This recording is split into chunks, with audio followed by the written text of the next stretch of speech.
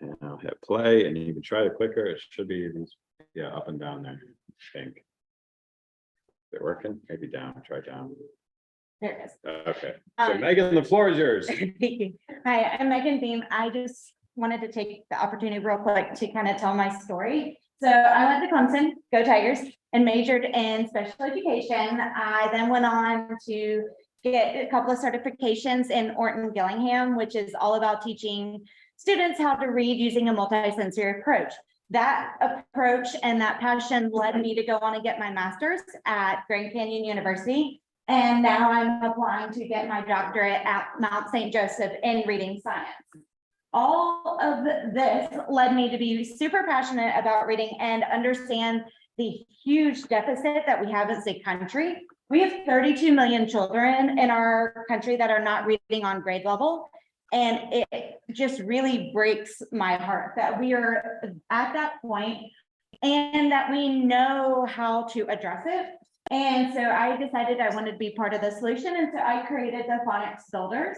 And this came about because I love to be creative. I, from very early age, loved to make things. So I've made things I made a quilt to be auctioned off with my kids. I've made some fun bulletin boards, a weighted lap blanket, and some ways for students to help kind of regulate their behavior and just think through their decisions. And this even like to be digital. So can I hit, is it okay? So I love to make even things move and things like that. So I just took that creativity combined with the problem of reading and created a multi-sensory tool. So when I first started, I was cutting PVC pipe by hand into small pieces. At first I was writing it because that's what I started for presentation. Then I started cutting out letters.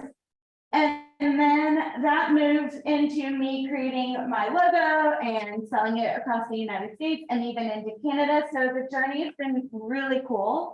And now I have moved it into numbers and sight words and all sorts of things with like prefixes and suffixes, to really trying to start at the beginning where students are learning to read and then supporting them all the way through into morphology with Greek and Latin roots and prefixes and suffixes.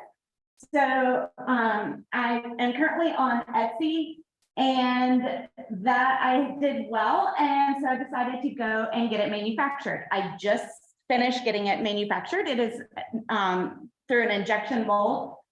And that has been a journey. Nobody cares as much as you except you. Nobody's going to that for you.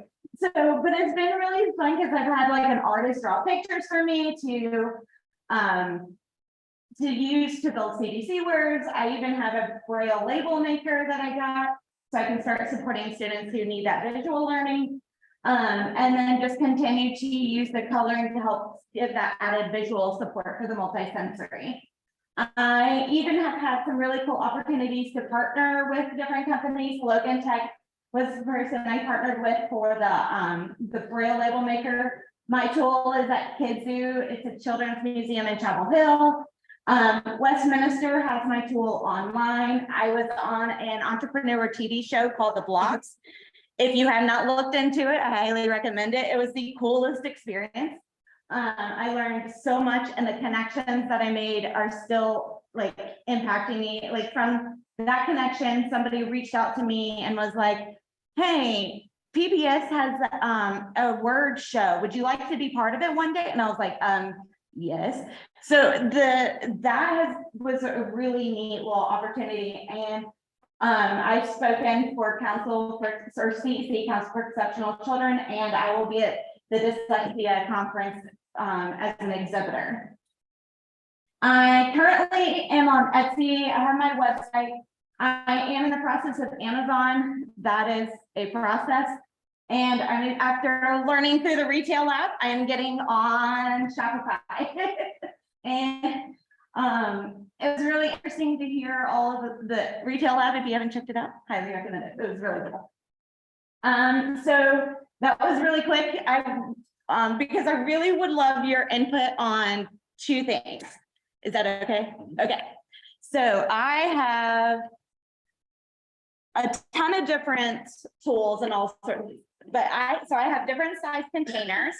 And then I have the pretty little coral bags because OTTER, like the sea animal. So OTTER is an acronym that stands for Optimizing Tactile Teaching to Engage Readers. Yes, I know, I'm a word nerd, so just, but, so I have containers and different sizes to fit whatever the amount it is, like, of the scale. And I also have the bags. I like the look of the containers, however, that adds about over $3 because the container is $3 and then you add on the printing and the labels. So it's actually like over $3 to my price. The bags are like next to nothing. But when you look at them next to each other, I feel like when you're talking about an educational product, this is what you expect. You don't expect to give it in a bag. So I would love your feedback on that. The second thing is I have grouped my, I've grouped my skills into bundles. So I have a kinder first grade, a second and third grade, and a fourth and fifth grade bundle based on the skills. I would love that anytime somebody purchases a bundle, I give away a letter A to Z to a Title I school in the area, or if they are passionate about the Title I school, I can ship it off to them. But I would love to do something like that, but I'm unsure how to juggle that cost and because I am so new, like I can't right now. I just finished getting the mold, which was a great amount of money, and then the inventory, because the more inventory you get, the less it brings down the cost of the individual piece. So I would love your input on that, because I really think that doing that would be really neat and open it up to even other customers who have that same passion of maybe they don't really care about the tool or something like that, but they would purchase something and share in order to support another school. So I would love your input on those two things. So